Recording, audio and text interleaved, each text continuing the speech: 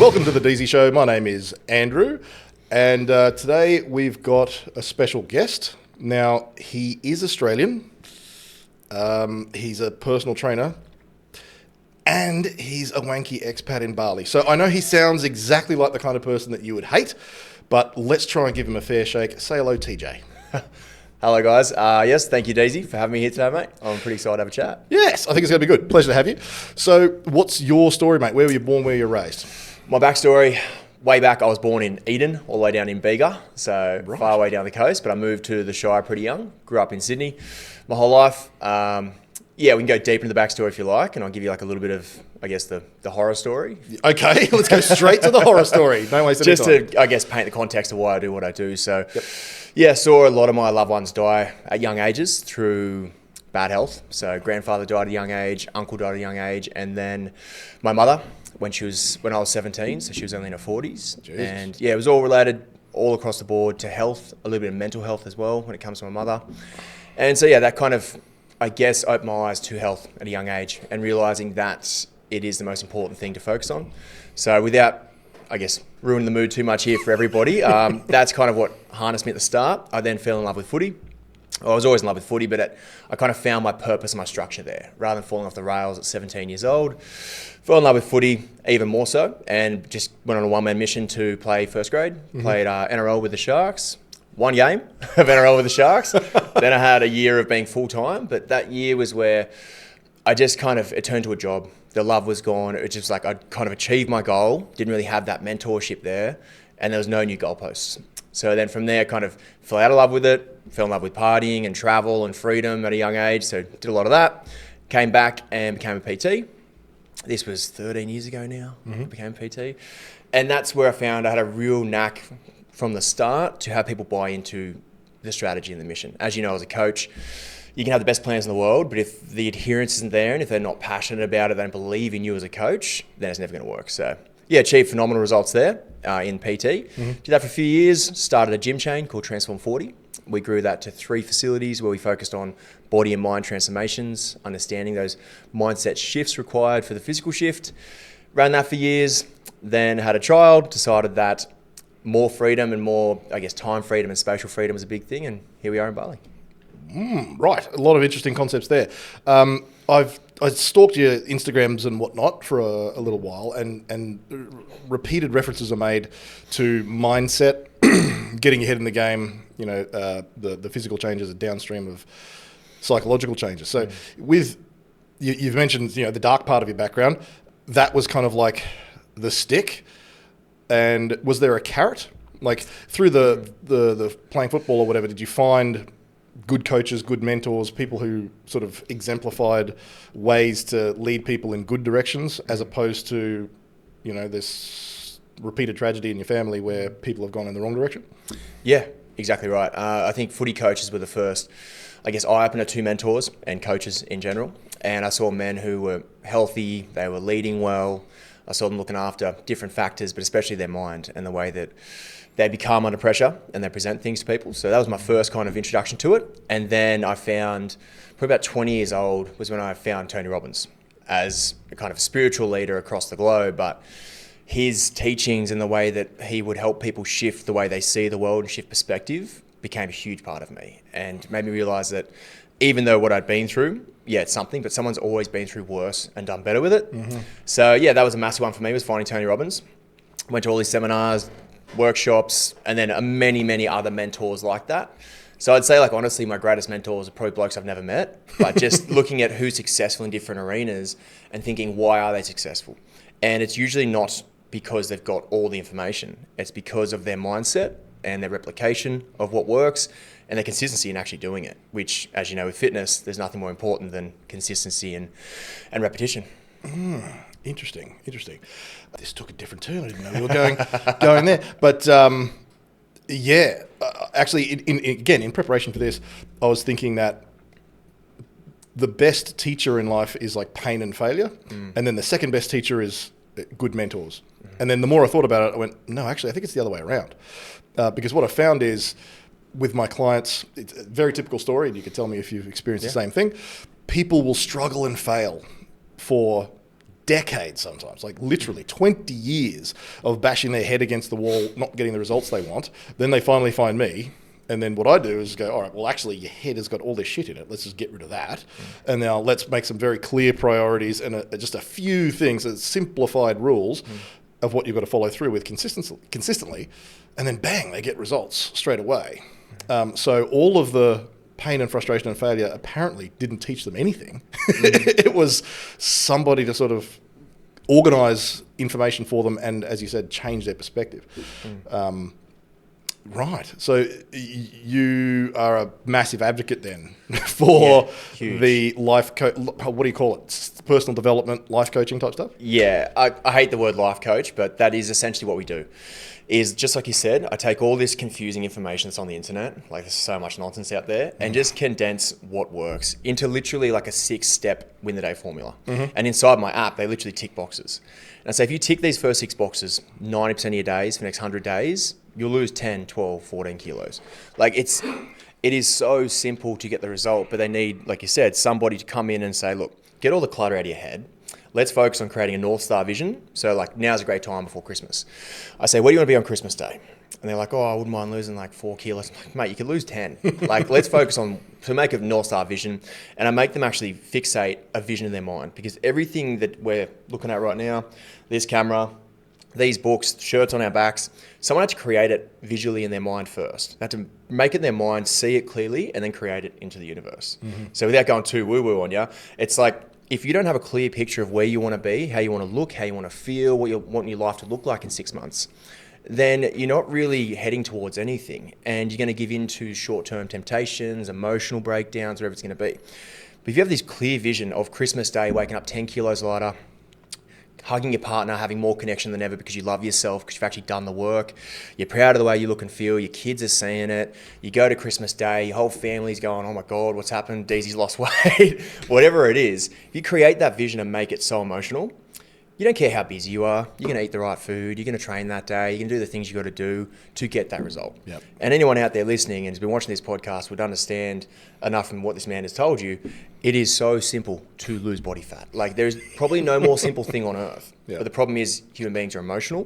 So if we don't create a strong enough emotion towards the positive, you'll give in to the temporary emotion and have that beating your head against the wall, constant sensation over and over again. This is excellent. This is a wonderful I told you so. This is all. He's actually paying me to say all this stuff. This is all confirmation bias. Yeah, it's interesting. You're coming from this personal development space. I've got this sort of military kind of mindset. Just fucking do it. Yeah, but it's... I'm not even allowed to swear on you. Yeah, of course you are. But just fucking do what? So in terms of... I take the piss a lot. And I tell people, you remember from Clausewitz your principles of war, don't you? I'm speaking to middle-aged women and stuff. And the first principle of war is selection and maintenance of the aim. And so if you look at wars that have gone horribly wrong, Iraq or whatever, they had an objective and then the objective changed and then nobody really knew what the objective was and the whole thing ends up a fucking mess. And that's on a grand scale, but on a personal scale, exactly what you just said. North Star, selection and maintenance of the aim. People really don't get that vision in their mind's eye first get that. Don't change it. Like, if that's the thing that matters to you, it's pretty, if you can be honest with yourself, you'll find out what matters to you and what you really want pretty quickly. And then all you're going to get is pressure to change that, to compromise and half-ass it, etc. But have that North Star vision. And then from that, quantify it. Is it 10 kilos? Is that what that vision looks like or whatever? From that, what are the actions required to achieve it? And that's as simple as it is. And then, as you say, even simpler than that is fat loss. Oh, and so simple. And again, like what you're saying about mindset, Tony Robbins changing mindset. What I try to do is, again, through being a facetious arsehole, is tell people that fat loss is easy, fast, and fun. Okay. Which enrages the people who have been trying to lose fat for 20 years. But that's the idea, is to try and shake them up a bit. Because if I said, all right, TJ, this week, I need you to lose 500 grams of fat. I'll give you $500,000. Double it. Lose 1 kilo of fat this week, I'll give you $1 million. You're already thinking stupid shit. Like, should I get a blue Ferrari with my $1 million? Because if I get a blue one, then everyone's going to go, shit, this guy's got a blue Ferrari. He must be so tired of driving the red ones.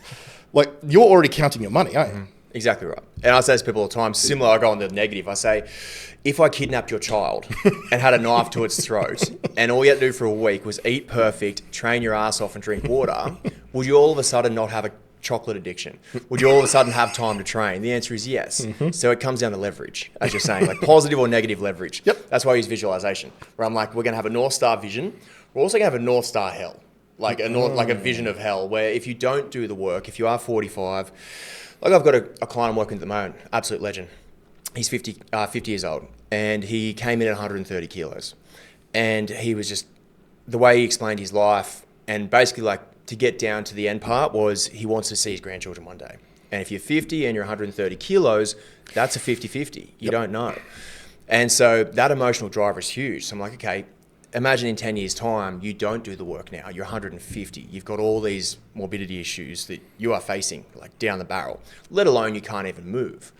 So now he's down close to 10 kilos in the first 5 weeks. He's all like bright as hell. And as you've probably seen your clients, it's not about getting there. Like people out there watching, the person progressing is happier than the person who is close to where they want to be. For the example I use in running my gyms for years and years was you'd have a lady who is 65 kilos, very fit, very healthy, great weight range.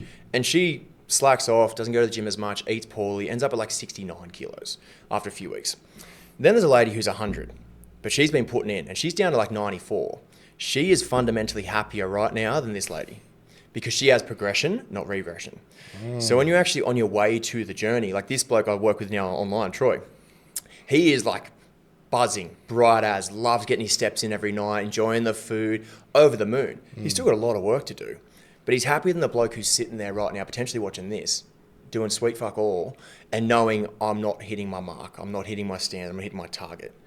So I think no matter where people are in their journey, if you just get progress, you'll be so much happier week to week. Even if your life's burned down around you, I've been there in the past where things are going terribly and then I just start focusing on a physical mission and a physical goal and everything feels better. And then eventually what happens is things do get better because you have more energy. You present yourself in a better way. Whatever role you've got out there, you walk in with more spark, more energy, a lighter face, better connection, better communication. Everything in life comes down to that foundation of being your health and the way you feel in your vehicle. God, again, this is going to be a really boring podcast if I just nod along and agree with everything. I've got to try and find something to disagree about. But this is a concept I've been struggling to put into words, actually, is that the process is the outcome kind of a thing. With all of your experience with the personal development people, I'm sure that's come up. Like you have to love the process, you have to appreciate the process, but that's actually a perspective I hadn't really thought about too much, is that, yes, the person who is progressing is already winning so much harder and they are happier. I know exactly what you're talking about. The person who is at their goal or nearly at their goal isn't as pumped and fired up as the person who's just lost their first, 5% of their ultimate goal.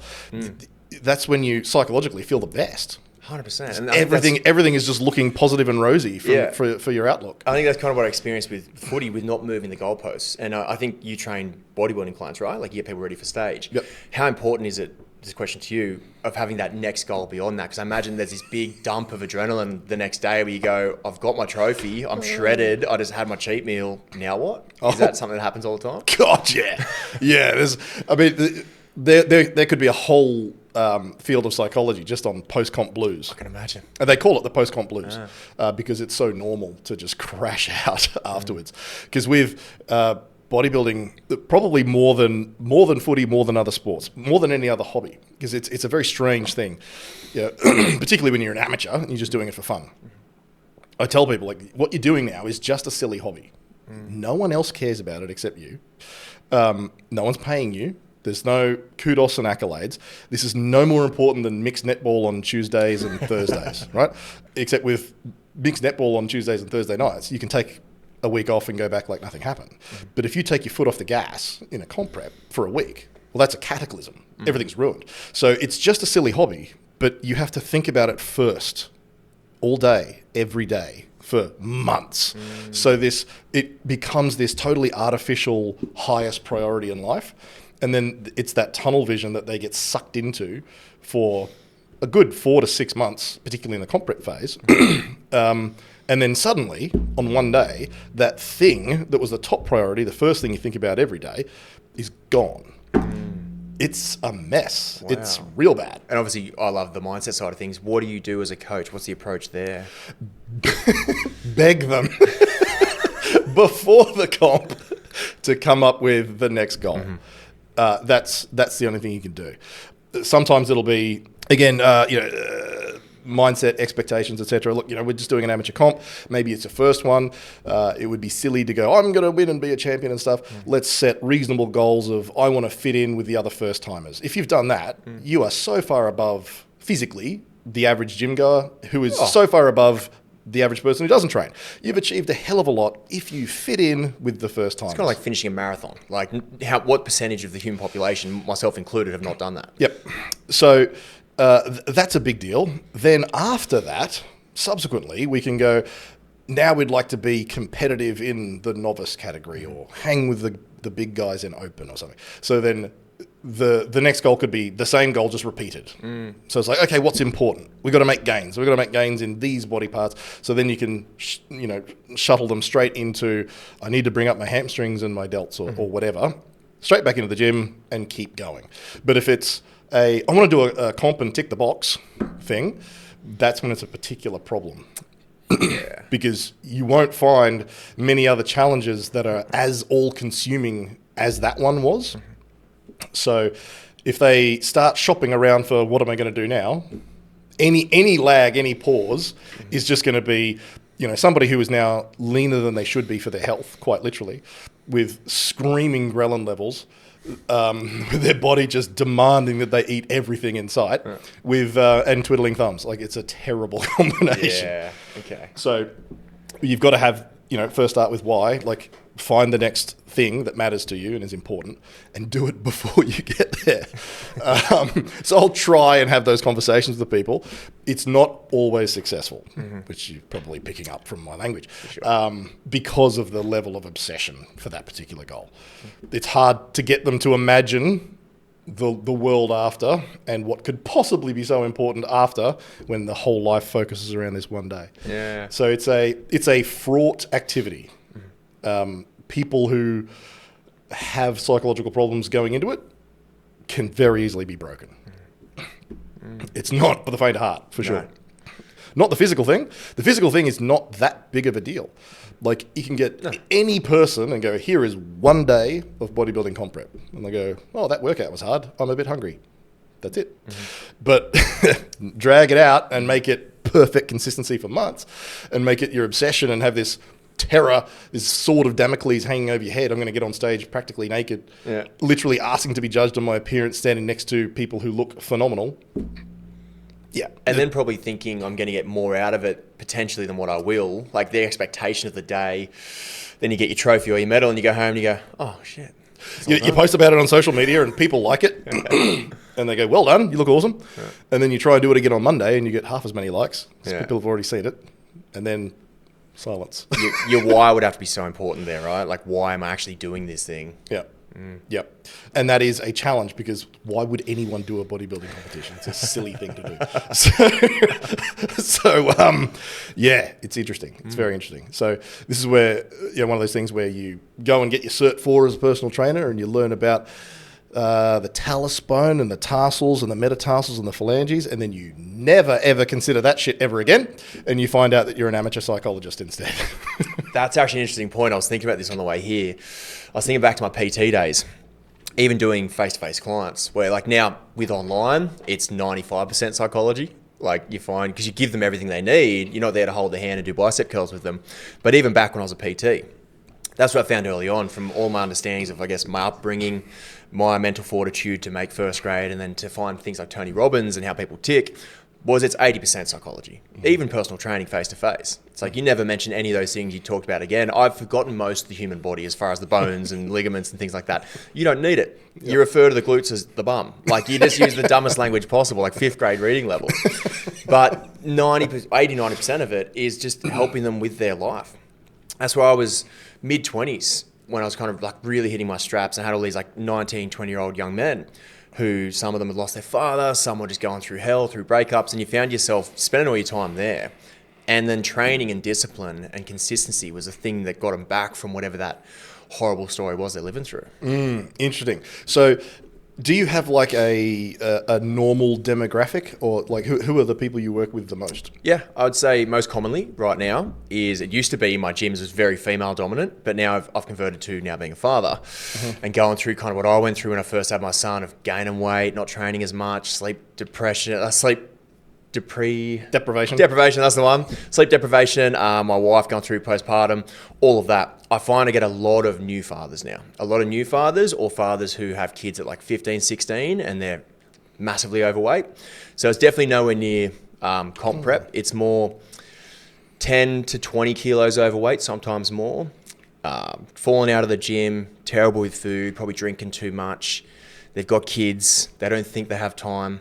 And yeah, just bringing them back from the brink, which I love that part of it, like that really new to fitness or well out of where they could be, because the results are just so rapid, and the shift in them mentally, because you do like obviously a call at the start, and each call you have, you just see them lighten up, face getting thinner. They're talking about wins with their wife, because I have them do weekly check-ins with their wife, where they actually go through a criteria and let them speak and back and forth, and they talk about their relationship having a deeper connection and that kind of thing. So yeah, I really love working with those men who just aren't that example for their kids and aren't the best partner they could be, and they look in the mirror and they don't like what they see. And then through the coaching, I say to them, like, if you've got sons or daughters, whatever it might be, but let's say you've got sons, they shouldn't have to leave the house to find an example of who they want to be. They should be able to look at you and go, I want to be physically like dad. I want to treat mum the way dad treats mum, or my wife one day like that. I want to carry myself like him. I want to have the energy he has. That should be the goal of every father. And if you're not there now, like I said before, you can get there. Because like, I'll be damned if my kids, my boys, are sitting there looking at TV going, I want to be like him, I want to be like him, I want to be like him. It's like, I'm going to try my ass off to be that example for them for as long as humanly possible, where they go, Dad's who I want to be. I want to be like him. Interesting. I've looked into a little bit of child psychology, new father myself. And yeah, apparently there's a sort of a life cycle of the father-son relationship. And so what you're describing is the way it naturally should be, is that dad is the North Star type thing up until a certain age, and then teenage rebellion happens. And then they will, so just a word of warning. Just a word of warning. They will go, dad's lame and somebody else is cool. And then they come back later on. And it's interesting seeing or casting my mind back to watching sort of, I went to an all-boys school, so I saw lots of boys and their relationships with their dads and stuff. And I'm like, oh yeah, that really did happen. There'd be this tumultuous teenage thing, and then by the time they're 25, they come around, they're having beers with dad, and it's all good again. Yeah. But yeah, it started out as dad's the hero and dad's the role model. So what are the common problems? What has gone wrong with these guys that needs to be fixed? Common problems. They believe they don't have time. So that's a massive one. Every bloke you speak to is busy. And if you're out there thinking, I'm busy, of course you are. Everyone's busy. So you find they don't have enough time, they think. They don't know how much to eat, I think is the most important thing. So you hear blokes all the time saying, like, I'm eating healthy. And I'm like, that means nothing to me. Like, how much are you eating? So portion control is enormous. Drinking too much on weekends, because you find the spiral is, if they're not happy with their physical and their emotional and their connection, they're going to turn to comfort, which is alcohol, shitty food on the weekend, stuff like that. So they're the most common problems, and the solutions are so simple. Like, I've got a bloke, Lloyd, who he could only train twice a week in the gym. He's just so flat out. Being a dad, his schedule was all up in the air. It was just a mess. So we had him running a couple of days a week just for a bit of a bit of activity to burn more energy, and we had him training twice a week in the gym. 10 weeks, you look at his photos, he is shredded, because it comes down to nutrition, as you know. So once you have them buy into the process and there's accountability support there, all of a sudden there's this feeling of brotherhood where they're no longer, I guess, hiding, like head in the sand, like I'm just accepting my shitty standards. All of a sudden, they've got accountability and support network where they go, okay, well, I said I'm going to do this, I'm going to do this. I think you find most men, if you do challenge them in that way and say, look, you've made a promise here, this is a commitment, like a verbal contract between us, that for the next 6 days, you're going to do this. And if 6 days feels daunting, let's start tomorrow. Just one day, eat this food, drink this water, do this workout. Just do that, we'll check in tomorrow night and see how you went. And you do that for a couple of weeks, and they're down 4 or 5 kilos, and then they're off to the races. Then it almost doesn't take anything. Like I've got blokes where you tell them we're going to build backload days for Saturday. We're going to have all this variety. We're going to have all this stuff. And they're like, great. And then you get a week or two in and they go, I actually don't want that backload day. I don't want that pizza on Saturday because I'm already getting so much progress. Mm-hmm. Troy, for example, I mentioned before, he's got a steak night tomorrow night. And his wife was like, oh, come have a few drinks. He's like, I don't want to. He used to drink every single night without fail, bottle of wine. Now he's like, I don't want that. I want this instead. I want this feeling of pride that my kids are seeing me lose the belly fat. They're seeing me train in the morning, every morning in the garage. They're seeing me walk around the block, get the extra steps in. They're seeing me eat well. I want more of that, not what I used to do. Yeah, just maybe a little diversion going backwards to what you were saying about being a role model for your kids and stuff. What I'm trying to do is sit in my daughter's room in the rocking chair with a book. Yeah. And do my reading there so I could be seen doing it. And if I just do that every day for another 16 years, the goal is I can trick her into thinking that I'm the guy who sits in a chair and reads a book. Right? You mentioned brotherhood.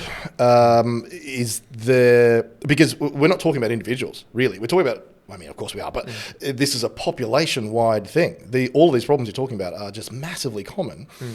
Is the problem social isolation? Is this sort of the modern life where people are siloed into this is my house and this is my job, and the connection of social media isn't really connection, and everyone's sort of suffering this turmoil and secret shame and stuff by themselves? Like, is that a big part of it? Yeah, it's an interesting take on it. I think you're right. I'm just kind of playing it out in my mind right now, but I feel like when you become a father and you suddenly have children, you've got your career still, you've got your wife, your relationship changes straight away. You know this, I know this, is that it becomes about the child, massively foremost. And then, so you're working around the clock, you've got all this extra pressure.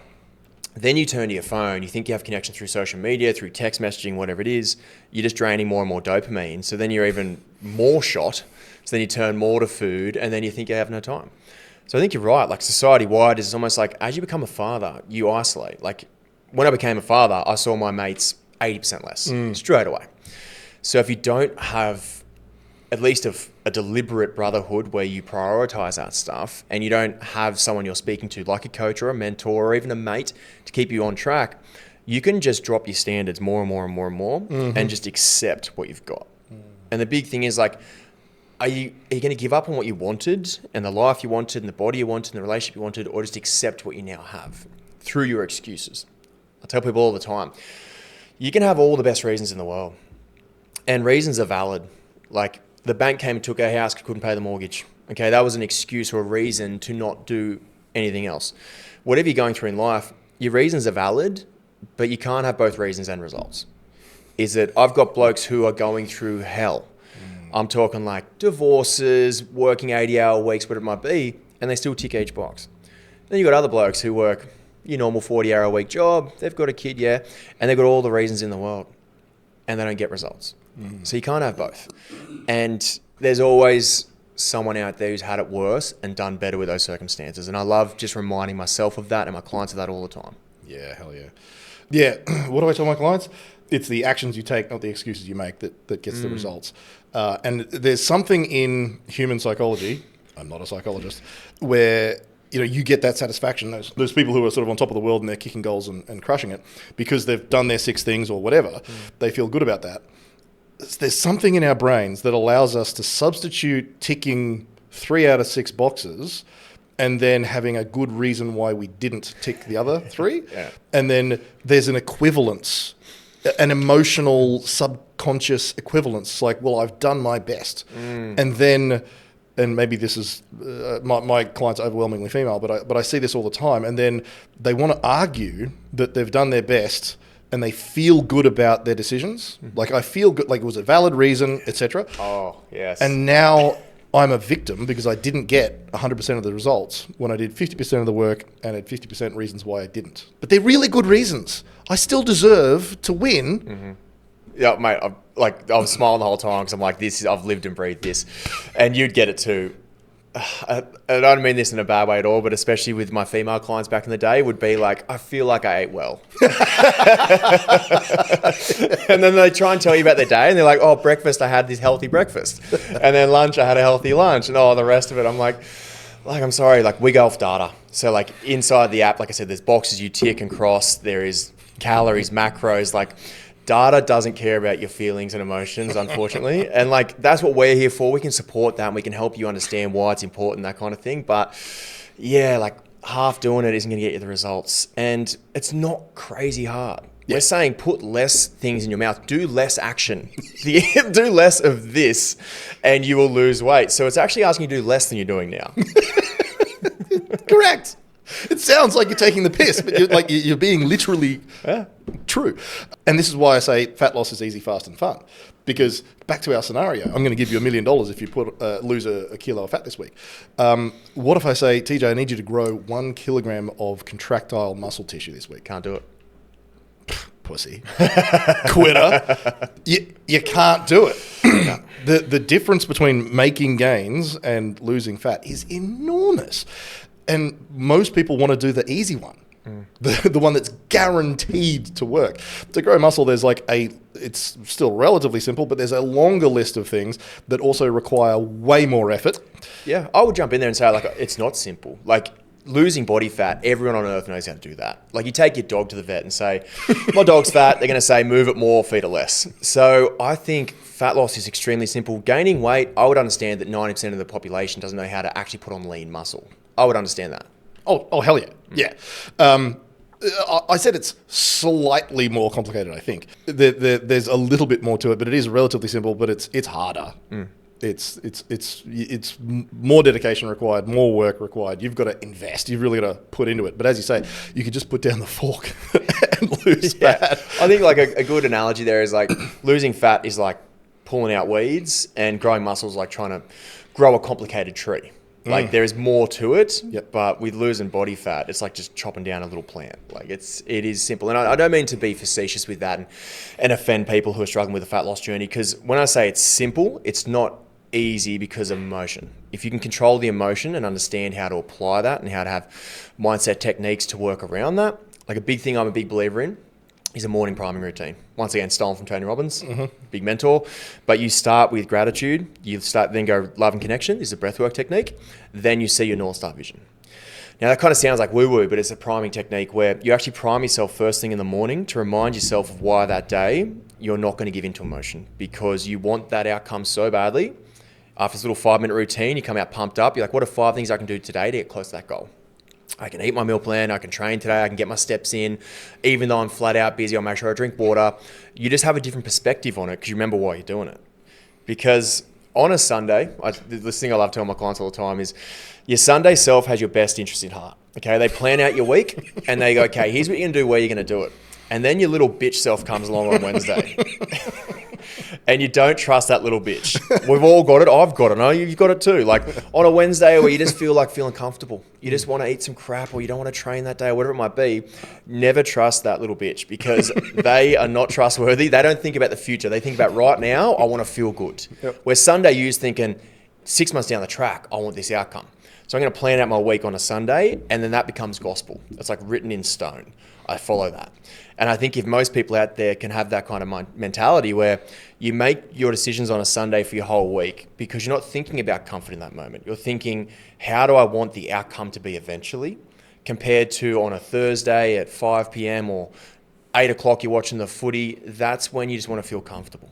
And you can feel comfortable in different ways rather than turning to heaps of shitty food and alcohol. Brilliant. All right.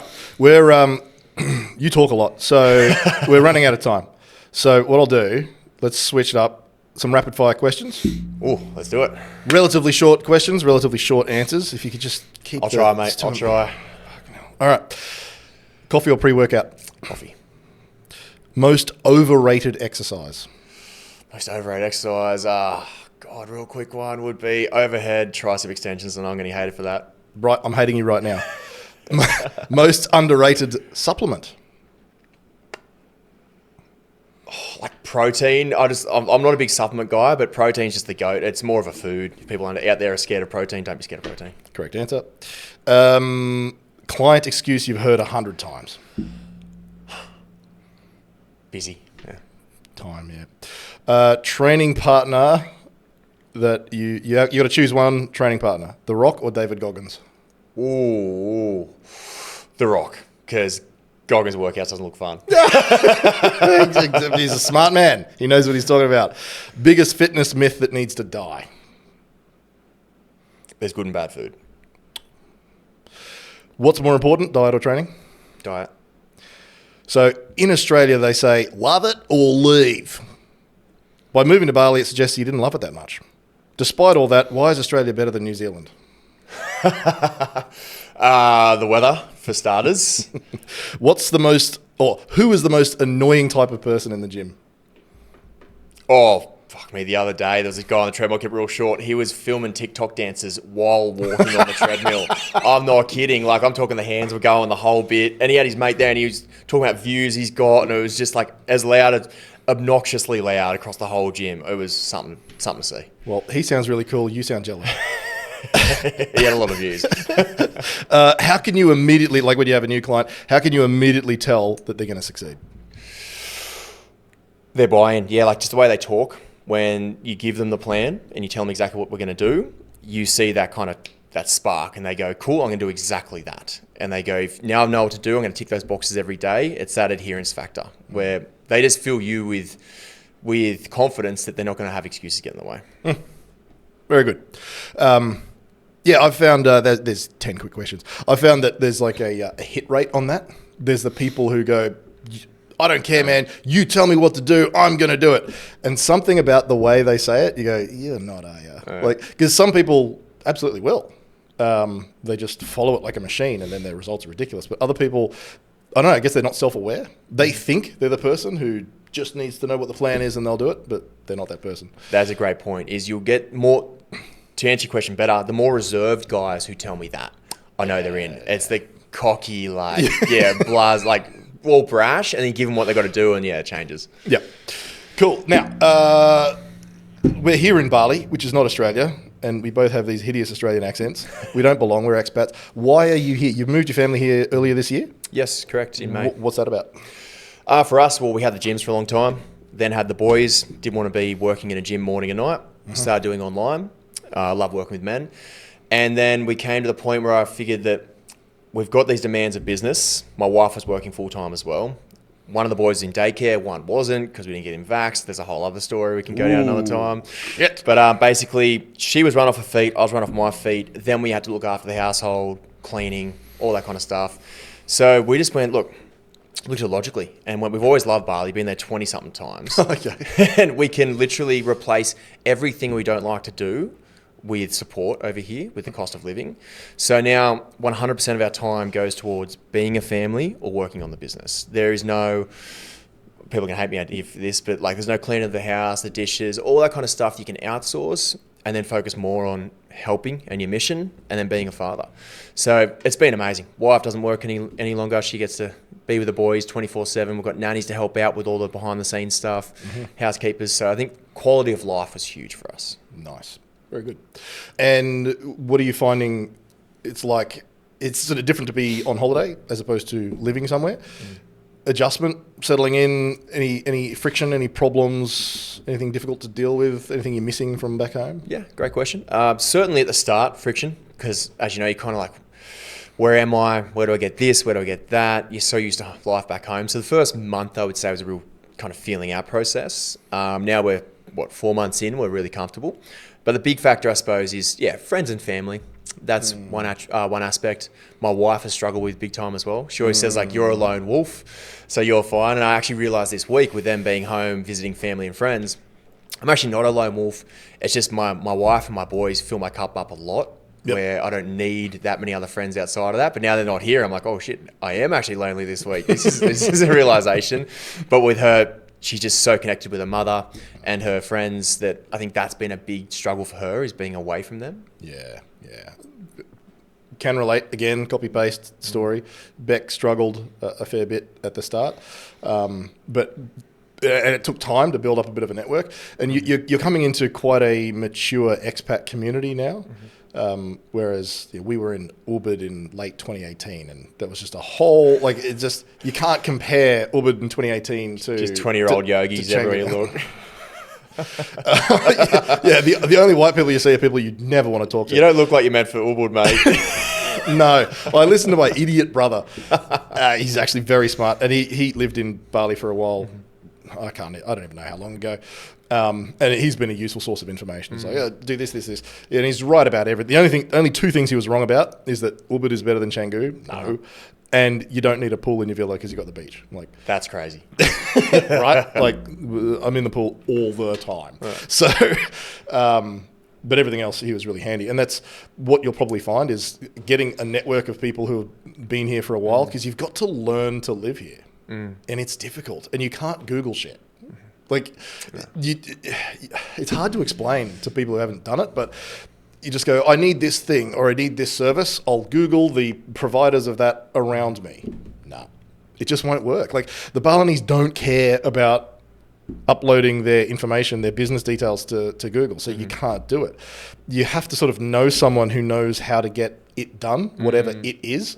So you'll find, you said 1 month, like that's pretty incredible if you sorted shit out in a month. To a degree, yeah, because we did have an amazing villa that we rented, and the owner of that's been here for like 5 years, so she's kind of our inside man of everything we need to get answers to. Yeah.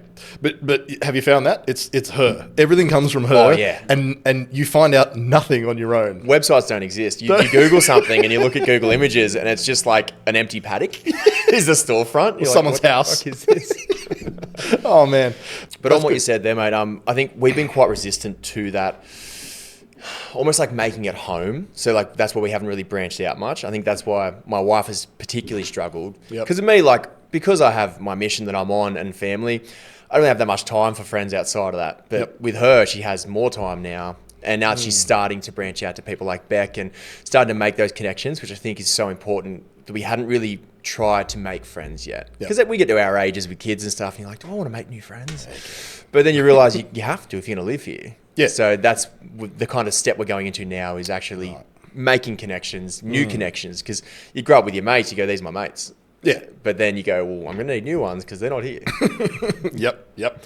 And there are like loads of cool and interesting people around. There's loads of pretentious dickheads doing their TikToks on the treadmill. Yes. Loads of them. But there's also loads of misfits from all around the world who don't quite fit in Holland or Germany or whatever, and they come here.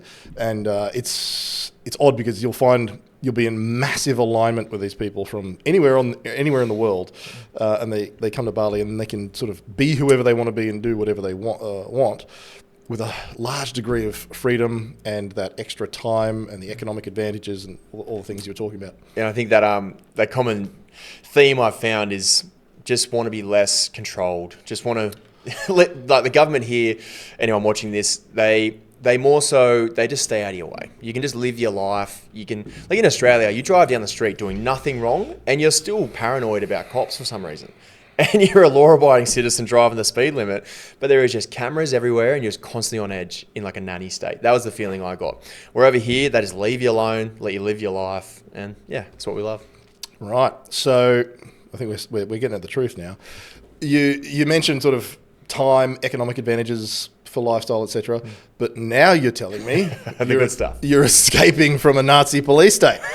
Was that part of the decision? Oh, 100%. Okay. Yeah, massive part of it. Not to mention, like the way you can set up companies here comparatively, all of that. So there's a lot of factors. But yeah, just the way we saw Australia going. Our plan is to go back there one day at the moment. That's our plan.